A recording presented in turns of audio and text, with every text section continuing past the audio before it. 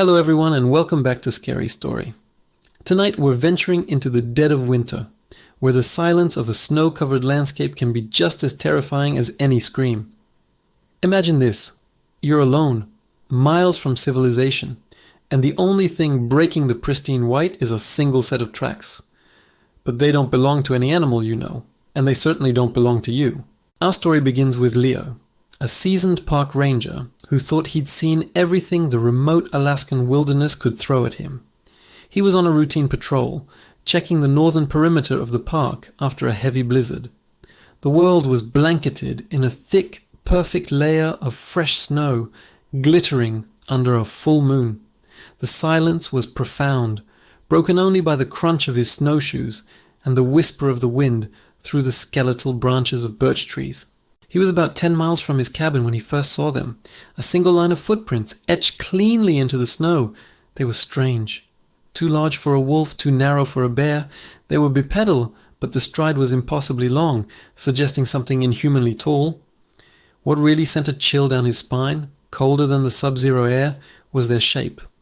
They were long and slender, almost like a bare human foot, but with an unnerving, claw-like impression at the tip of each toe. And there was only one set. No tracks leading to this point, no tracks leading away. They just started. Leo was a practical man, not prone to flights of fancy. He rationalized. Maybe it was a prank. Some kids with custom-made snowshoes trying to spook people. But who would venture this far out in these conditions? It was dangerously cold, and the area was known for its unpredictable weather and aggressive wildlife. It didn't make sense. Curiosity overriding his unease, he decided to follow the tracks. They led him deeper into the dense, old-growth forest, away from the marked trail. The moon cast long, dancing shadows that played tricks on his eyes.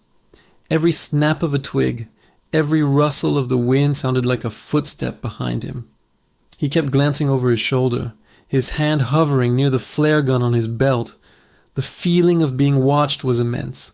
A heavy pressure on the back of his neck. The tracks continued in a perfectly straight line, never wavering, never stumbling. They navigated the difficult terrain with an unnatural grace, stepping over fallen logs and around dense thickets as if they posed no obstacle. Leo, on the other hand, was struggling. The snow was deeper here and the going was tough. He was starting to sweat despite the freezing temperatures, his breath fogging in front of his face. After another hour of following the eerie trail, he came to a clearing. In the center of the clearing stood a massive ancient pine tree, its branches heavy with snow.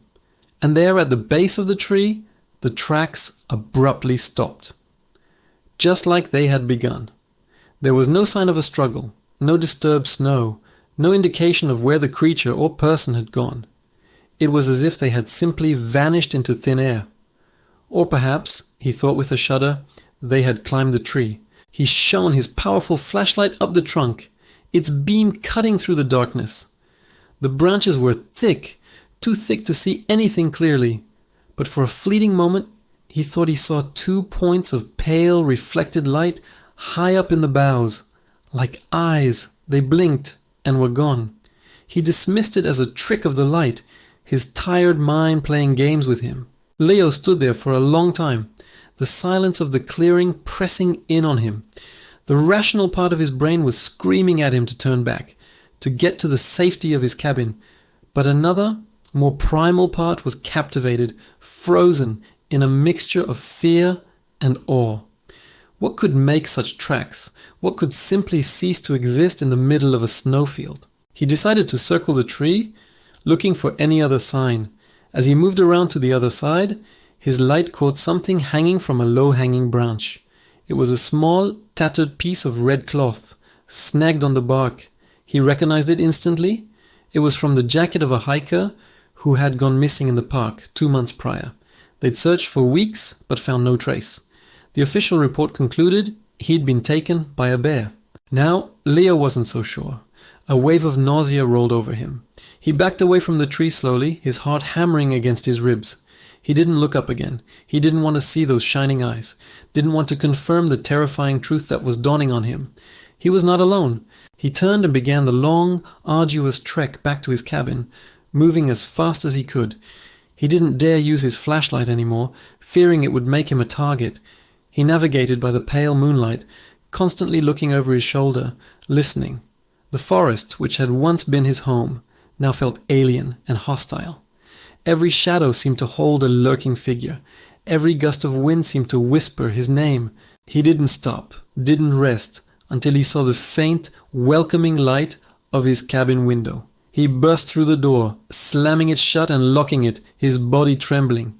He leaned against the door, gasping for air, his mind racing. He spent the rest of the night huddled by the fire, a shotgun across his lap, jumping at every creak and groan of the old cabin. The next morning, after a sleepless night, he radioed headquarters. He reported finding the piece of the hiker's jacket, but he left out the part about the tracks.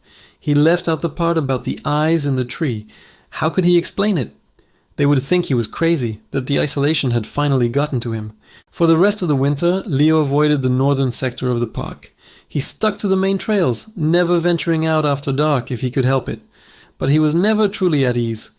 He would often find himself staring out into the snow-covered forest, his eyes scanning the tree line, half expecting to see a tall, slender figure watching him from the shadows. Years passed, and Leo eventually retired. He moved to a small town far from the vast, empty wilderness, but he never forgot that night. He never forgot the unsettling perfection of those tracks in the snow. Sometimes on winter nights, when the snow is falling and the world is quiet, he looks out his window and imagines them. A single line of impossible footprints, appearing from nowhere, leading into the darkness. He knows that some things are not meant to be understood, and that out in the great silent expanses of the world, there are things that walk in the night, leaving behind only questions and a trail of pure, unadulterated fear. What do you think he saw? Let me know in the comments. Thanks for listening, and don't forget to subscribe for more scary stories. Stay safe out there.